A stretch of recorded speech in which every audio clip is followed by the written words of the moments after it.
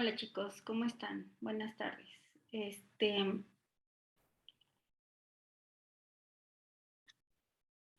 ya está grabando, ¿verdad? Ok. Bueno, el día de hoy vamos a ver el tema de seleccionando una recurrencia acertada.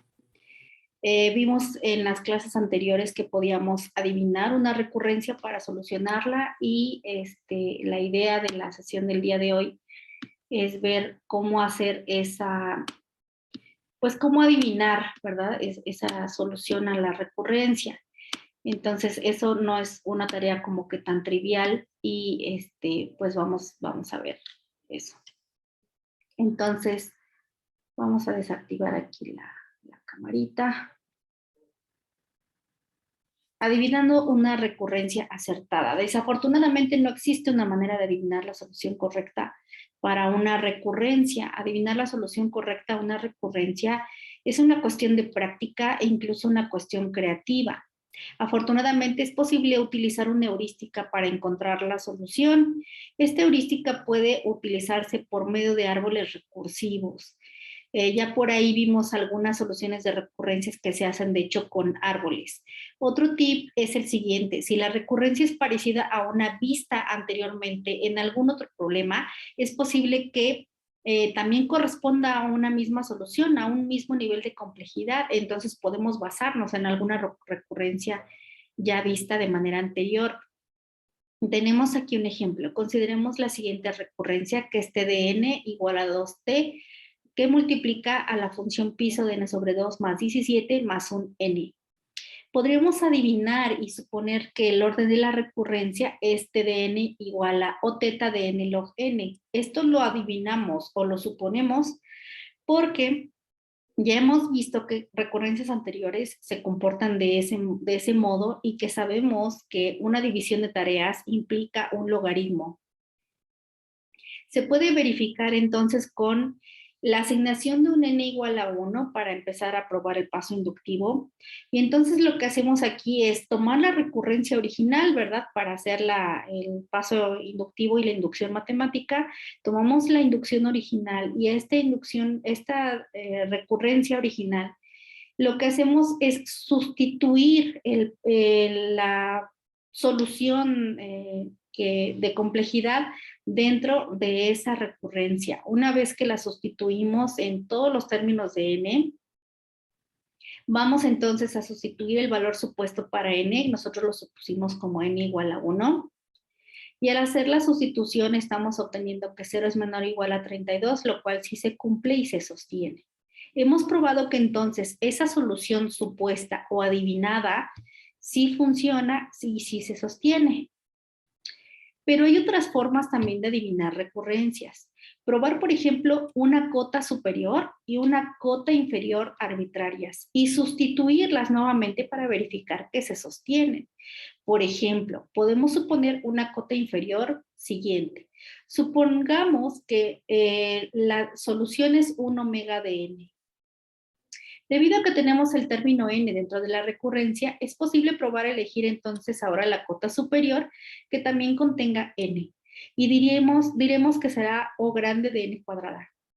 Ya tenemos la cota superior y la cota inferior.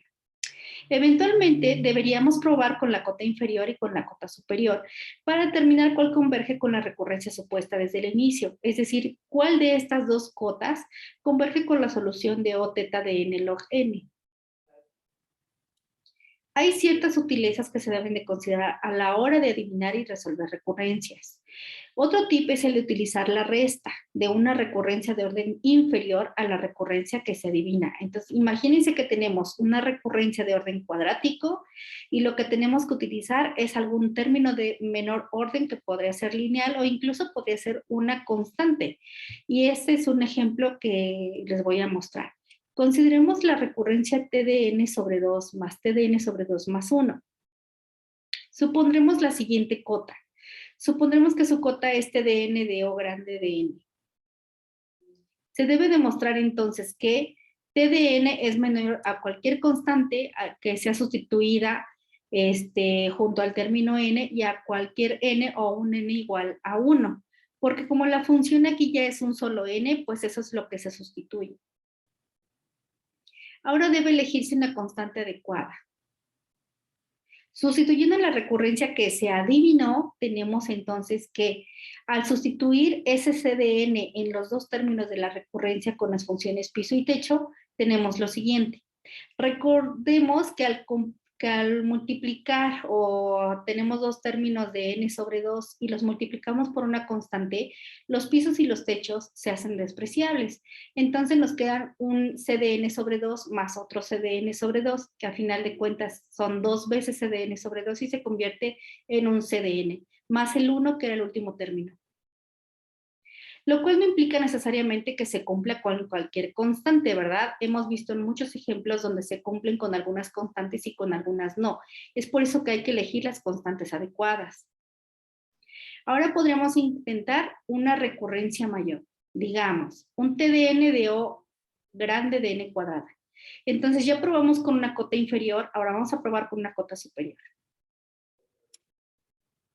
Recordemos que en el caso de la recurrencia anterior fue correcta la suposición de TDN o de n, sí se sostuvo, por lo cual ahora se requiere de un proceso inductivo un poco más robusto con una cota superior.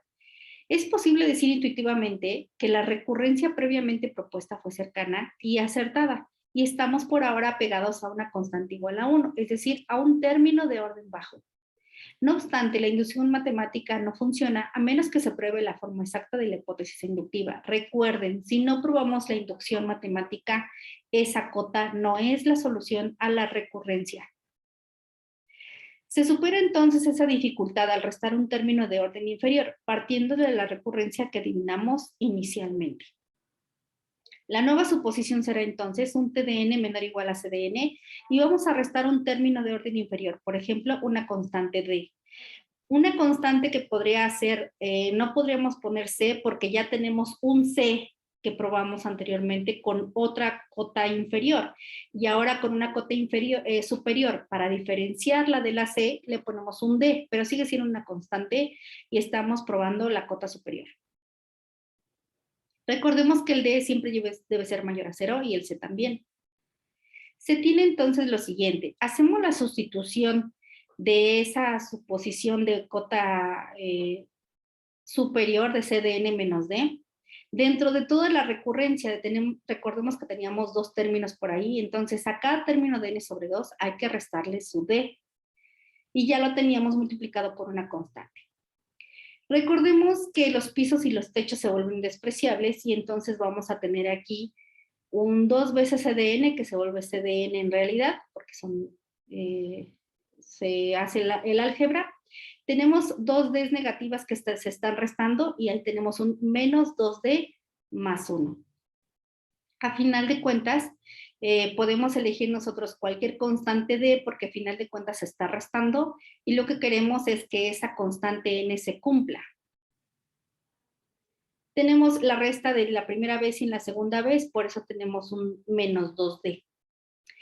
Se resta entonces el término de orden más bajo, que es la D, y de aquellos términos donde solo se contiene un N, ¿de acuerdo? ¿Por qué no lo restamos del 1? Bueno, pues porque ahí no hay Ns. Entonces, acuérdense que el N log N, por ejemplo, lo sustituimos solamente en los términos donde teníamos las Ns, en los otros términos no.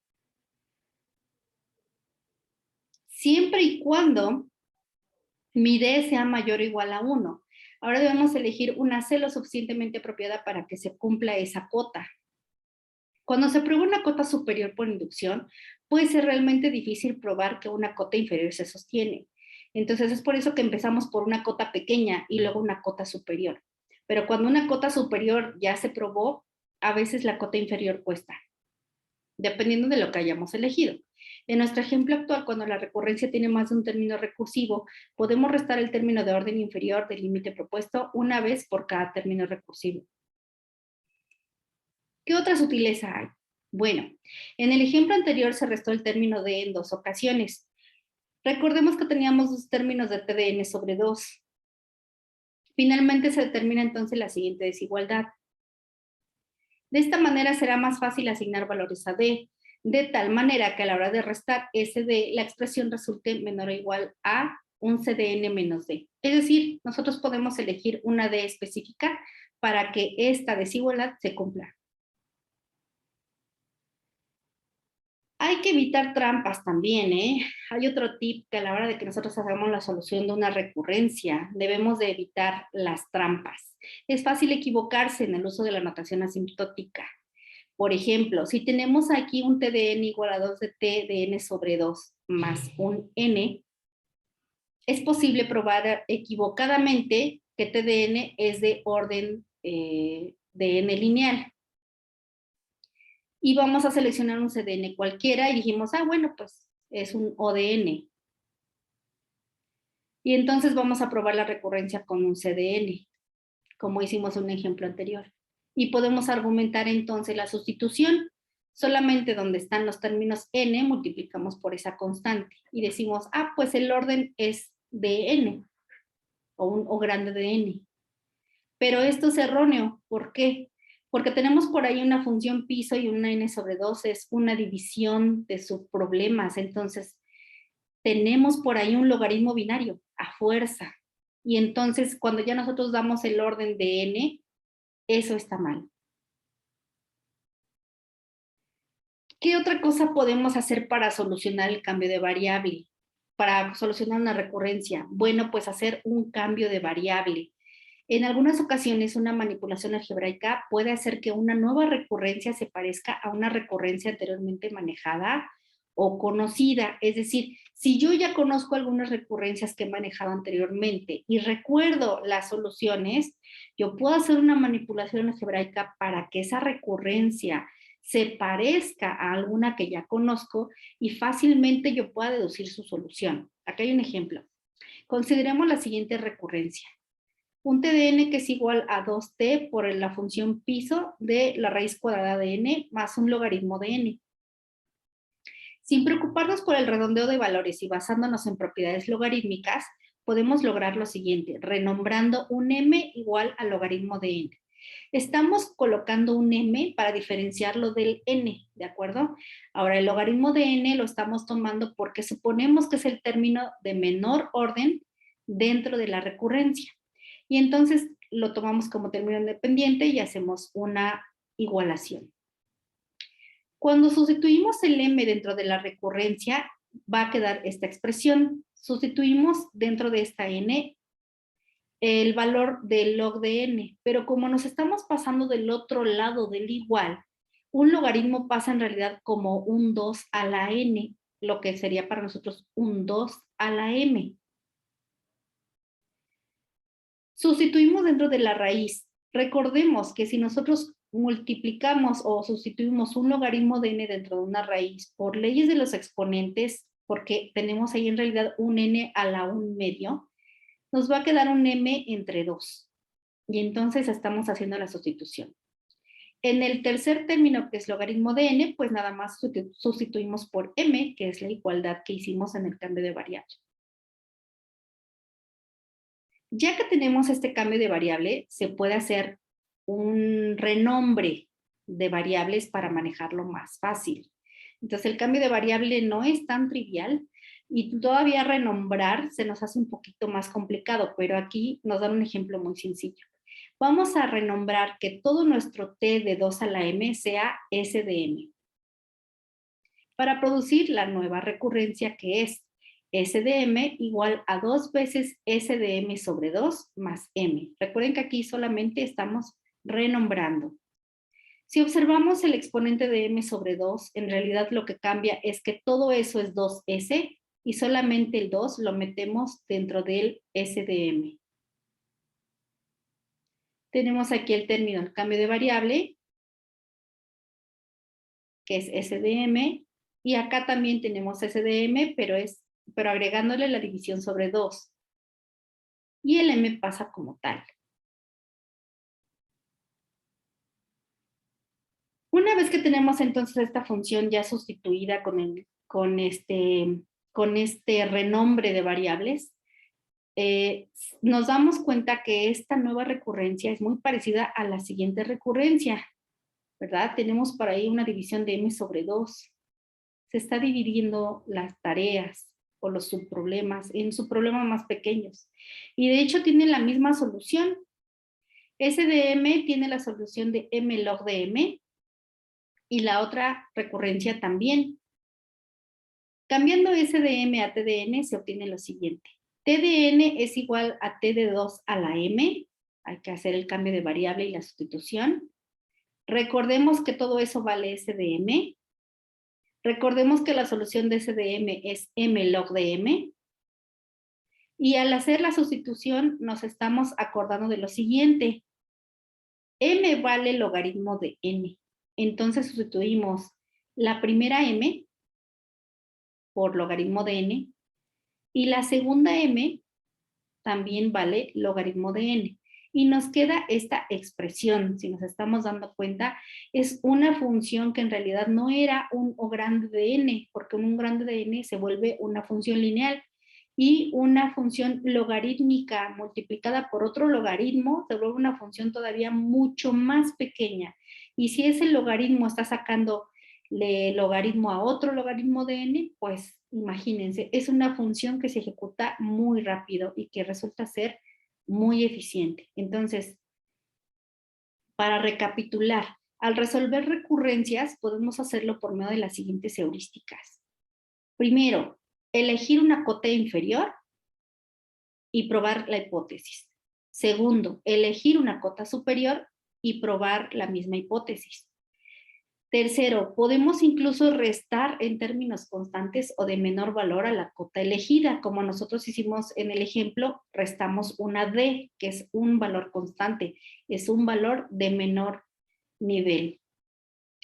Y también hay que evitar suposiciones prematuras o hay que evitar trampas, como en el caso del logaritmo, donde estábamos asumiendo que la suposición era una solución lineal y no era así, era una solución logarítmica. ¿Por qué? Porque se está haciendo una división de subproblemas, un n sobre 2 o un n sobre 3.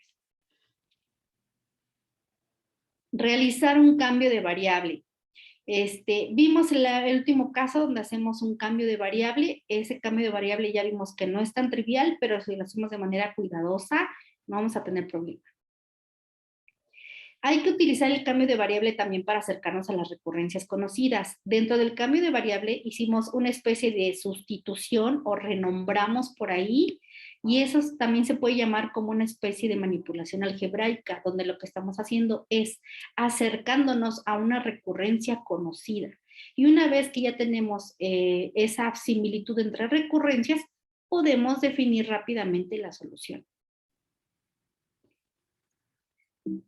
Bueno, ahora, lo que voy a mostrarles es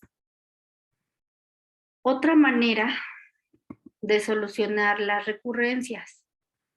Entonces,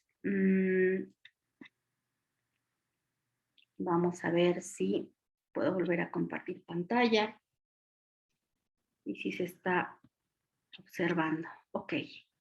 Entonces, vamos a ver un método para resolver recurrencias que es por medio de árboles recursivos, precisamente. En el uso de árboles recursivos, como sabemos, ya es una forma más robusta de resolver una recurrencia. Ya por ahí nos han metido subliminalmente que podemos representar un árbol para la solución de una recurrencia. Bueno, pues acá nos lo confirman. Y cuando hay problemas para adivinar o suponer o elegir una solución, especialmente cuando dicha solución no se vuelve tan trivial o dicha elección no es tan obvia, bueno, pues los árboles recursivos nos pueden ayudar.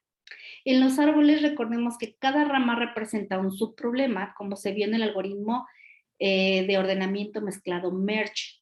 También recordemos que por ahí vimos algo de multiplicación de matrices donde subdividimos en 4 subproblemas, ¿verdad? De esta manera se obtienen costos de ejecución por nivel, se hace la sumatoria y a final de cuentas vamos a tener la fórmula general. Finalmente se realiza la suma de costos de todos los niveles para determinar el costo total de todos los niveles de la recursión. De esta manera puede utilizarse un método de sustitución.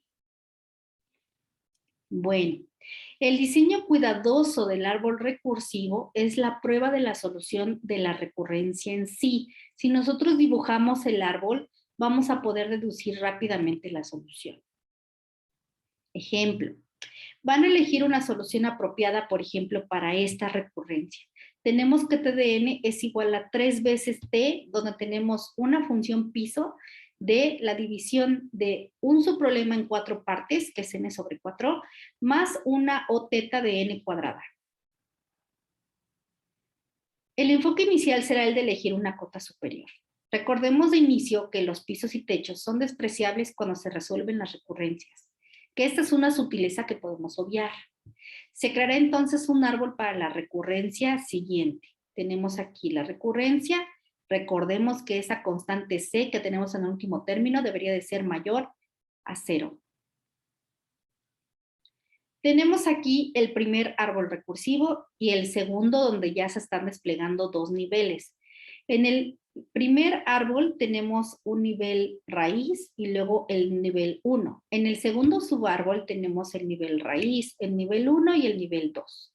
Bueno, aquí está la recurrencia y lo que podemos ver rápidamente es que el c de n cuadrada se representa tanto en el árbol inicial que se desarrolla como en el árbol que ya se va desarrollando a nivel 2, ¿de acuerdo? Tenemos un término de n sobre 4 que es el que se representa en el primer árbol, t de n sobre 4, ¿verdad? T de n sobre 4. Pero este se tiene que repetir 3 veces, como lo dice la recurrencia. Y aquí están las 3 veces, ¿verdad? Recordemos que todo este nivel, ¿de dónde se origina? Pues de un c de n cuadrada, ¿verdad? El que está aquí arriba.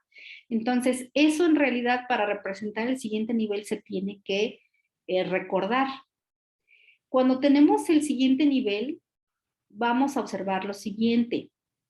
Cuando representamos otro nivel de recursividad y así sucesivamente cuando vayamos creciendo las ramas del árbol, creciendo en profundidad, otro nivel de recursividad, no debemos olvidar que cada nivel proviene de un c de n cuadrada. Ok, entonces, los niveles de arriba, o este nivel previo, en realidad que es un t de n sobre 4, ya lo estamos representando como un c de n cuadrada, pero el n sobre 4 se conserva, ¿verdad? Ahí sigue. Pero recordemos que proviene de un n cuadrada, lo representamos con paréntesis y lo llevamos al cuadrado. Luego tenemos el siguiente subnivel. Recordemos que como cada subproblema se divide en 4 partes, si antes era un cuarto, ahora va a ser un 16avo. Y entonces tenemos que ese 16avo se tiene que repetir en 3 ocasiones. Y así lo hacemos para todo el nivel a lo largo, en el nivel de amplitud de ese árbol. Recordemos que cada rama se divide en 3 partes, pero cada parte representará el problema n sobre 4, pero dividido en 4 partes, lo cual ya es un 16avo, o sea, n entre 16, que es lo que les acabo de decir. Bueno, acá está escrito también. Luego, nos vamos desplegando hasta el siguiente nivel. Imaginemos que ya dividimos y subdividimos todos los subproblemas, de tal manera que ya llegamos al problema de tamaño 1, ¿verdad? Y entonces tenemos el siguiente árbol, este árbol que estamos viendo, esta estructura. Tenemos el c de n cuadrada, que recordemos que es el primer nivel. Tenemos el c de n cuadrada que está en realidad multiplicando a 3 16avos, ¿verdad? Porque es un n entre 4. También recordemos que para no multiplicar o desarrollar más esos 3 16avos, vamos a decir, son 3 16avos elevados al cuadrado por un c de n cuadrada, porque ya cuando vamos extendiendo los siguientes niveles, recordemos que tenemos que representar el cuadrado. Podríamos desglosar la expresión, pero ya no se vería tan elegante, ¿no? Lo dejamos expresado así. Y entonces nos estamos dando cuenta que toda esta expansión del árbol en la parte intermedia, sin llegar al problema base, al caso base, en realidad es un logaritmo base 4 de n. ¿Por qué? Porque cada problema lo estamos subdividiendo en 4 partes. Entonces, por eso el logaritmo base 4.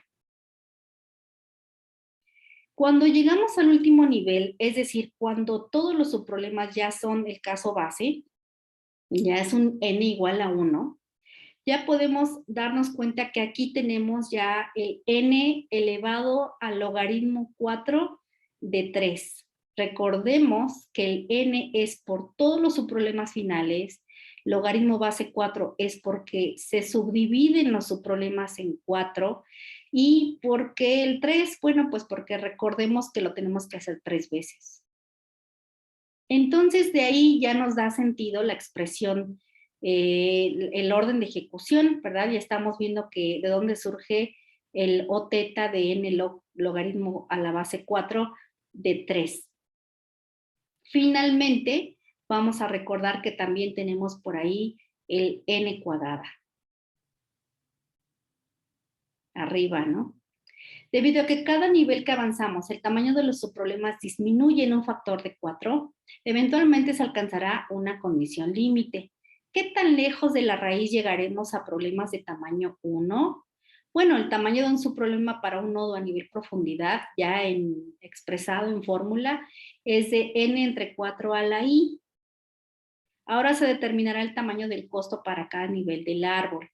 Cada nivel tiene el triple de nodos más que el nivel anterior, de tal manera que el número de nodos a profundidad i es de 3 a la i, porque sí, lo vamos aumentando en potencia de 3. Debido a la reducción del subproblema en un factor de 4, cada nodo a nivel i tiene un costo de c de n entre 4i al cuadrado. Multiplicando, vemos que el costo total sobre todos los nodos a profundidad i, donde i va desde 1, 2, 3, 4 hasta el logaritmo de 4 de n más 1, es esta expresión. 3 a la i, que multiplica una constante de n sobre 4 a la i, todo eso elevado al cuadrado. Y eso va a ser igual a 3 entre 16avos elevado a la i, que multiplica siempre, recordemos, por un c de n cuadrada, que es de donde se origina todo. Entonces el nivel más bajo del logaritmo cuarto de n tiene 3 a la logaritmo 4 de n igual a n logaritmo cuarto de 3. Cada costo para t de 1 equivale a un costo adicional de n elevado al logaritmo 4 de 3 de t de 1, lo cual implica la siguiente cota. Tenemos ya la cota i definida, que es lo que vimos en el diagrama. Y dado que suponemos que t de 1 es un valor constante, pues tenemos ya la solución. Ahora vamos a sumar todos estos costos en una fórmula general. Como podemos observar, el primer término que se suma es el c de n cuadrada, que estaba hasta arriba en el nodo raíz. Después tenemos los 3/16avos que estaban en el primer nivel, el 3/16avos que se eleva al cuadrado que ya estaba en el segundo nivel, y así sucesivamente. Vamos a llegar hasta el último término, que es el n elevado al logaritmo 4, que es cuando ya todo el caso base tenemos un t de 1, y ahí es donde tenemos la expresión. Ahora, toda esta expresión, ¿verdad? Grandota, en realidad es una expresión de serie sucesiva. Esta serie sucesiva, si recuerdan por ahí, cuando vimos las leyes de los exponentes y de los logaritmos, también vimos unas conversiones bien chistosas para los polinomios. Esta es una serie sucesiva que a final de cuentas se puede expresar como una sumatoria de polinomios. Esta sumatoria de polinomios es la que se muestra aquí, pero recordemos que la sumatoria va de 0 hasta el límite que estamos utilizando, que es logaritmo de 4 hasta el n que lleguemos menos 1. Y entonces lo podemos expresar de esta manera. Ahora, por ahí vimos una fórmula también donde podíamos simplificar una función exponencial, una función polinomial y una función factorial. Entonces, hay una sustitución para cada uno, pero en este caso, solo nos interesa la sustitución para la función polinomial. Esa sustitución, por ahí dice un k de n menos no sé qué, bueno, la checan, están en las diapositivas del primer parcial, se logra este quebrado que vemos aquí abajo, donde dice 3 de 16 y 3 de 16 se le resta 1 y luego el cdn cuadrada del nivel raíz.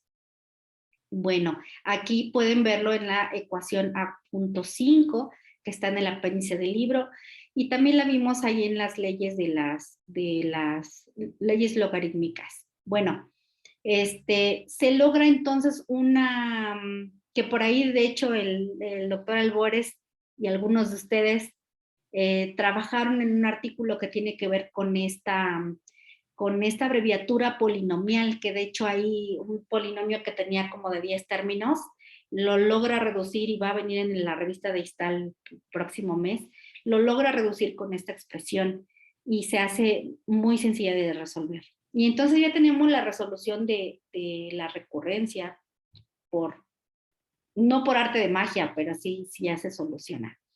Entonces, manipulando el álgebra y por medio de fórmulas de series geométricas exponenciales y partiendo de la recurrencia original, se tiene entonces la siguiente solución. Vamos a sustituir en la recurrencia original y lo que hacemos entonces es esa manipulación algebraica. Finalmente, estamos logrando que, aunque tenemos una suma de un n elevado a un logaritmo, tenemos por ahí el término de n cuadrada y en esta ocasión sí aplica que el término de mayor complejidad asintótica sea la de n cuadrada. Pero pues dicen, hay tanta manipulación algebraica para llegar a una n cuadrada. Pues sí, pero hay que hacerla, hay que comprobarla. De esta manera hemos derivado una suposición de solución de cota que resultó en una n cuadrada. Para la recurrencia original, que era una 3t por la función piso de n sobre 4 más un o teta de n cuadrada. Observemos que los siguientes coeficientes también se conservan, que es el c de n cuadrada, y formaban una serie geométrica decreciente. Por el método de sustitución y ya tomando en cuenta la inducción matemática de la expresión de recurrencia original, hacemos esa sustitución y entonces tenemos que se sostiene para cualquier constante d y esto tiene que ser multiplicado por la cota que encontramos, que fue n cuadrada. Entonces podemos estipular que el orden de complejidad pues es cuadrático. Estipulamos una cota superior de O de n cuadrada y estipulamos una cota inferior de 1 omega de n cuadrada. Ahora se puede utilizar el método de sustitución para resolver la recurrencia y probar que la cota hipotetizada es correcta. Se desea entonces probar que t de n es menor o igual a cualquier d multiplicado por el n cuadrada que encontramos. Para alguna constante d mayor a 0 y una constante c mayor a 0. Usando el método de sustitución, nos dan otro ejemplo. Supongamos la siguiente recurrencia. Tenemos un t de n sobre 3 más un t de 2 tercios entre 3 más c de n. Imaginémonos un pastel, ¿verdad? Cuando estamos manejando las fracciones. Imaginemos que del pastel, por un lado, a alguien, solamente el pastel lo van a compartir, pues digamos que 2 personas, porque el término c de n se queda volando de fracciones, a él le va a tocar un pastel completo. Pero en los 2 primeros términos, el pastel se va a dividir en 1/3 y ese se le va a dar al primer término y los 2 tercios restantes se le va a dar al segundo término. Bueno, ahora con el método de sustitución, cuyo árbol es el siguiente. Tenemos entonces que acá está la recurrencia y el término al final es un CDN. El CDN, como puedo observar, está en el nivel de hasta arriba, el nodo raíz. Y tenemos el siguiente término que es el n sobre 3, por un lado, y por el otro lado, que es en el hijo, sería el hijo derecho, tenemos un t de 2n sobre 3. Finalmente recordemos que esas dos recurrencias se derivan de un CDN. Ahora lo que vamos a observar es que en el tercer nivel tenemos que como esa n sobre 3 se va a dividir en tres subtareas, ya no tenemos un CDN sobre 3, tenemos un CDN sobre 9. Pero recordemos que del otro lado tenemos los otros 2 tercios, que aquí en realidad se van a dividir como en 2 novenos. Así va a ser para el otro término y eso se deriva de un CDN siempre. Por otro lado, estamos observando que todo el árbol se tiene que desglosar hasta que lleguemos a un nivel de caso base. Pero este logaritmo está bien chistoso porque como se divide en tercios, a la hora de pasar nuestra subtarea a expresión logarítmica por leyes de los logaritmos, ese 2/3 se convierte en realidad en un logaritmo base 3/2 de n. Finalmente, estamos dándonos cuenta que esto, no hay de otra, es un orden de n log de n, es una solución logarítmica que se multiplica por un c de n, que es el que está arriba.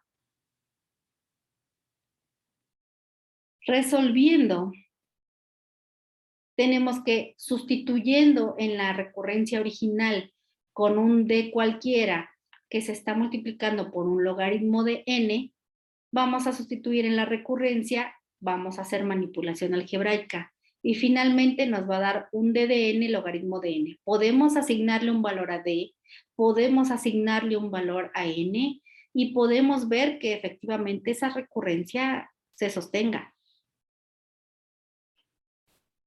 Bueno, pero eso se los voy a dejar a ustedes de tarea, ya saben, cuando no puedan dormir. Y hasta aquí llegamos con la parte del método de sustitución, de los ejemplos de resolución de recurrencias. Y estudien por favor esta sesión y nos vemos la siguiente clase. Bye.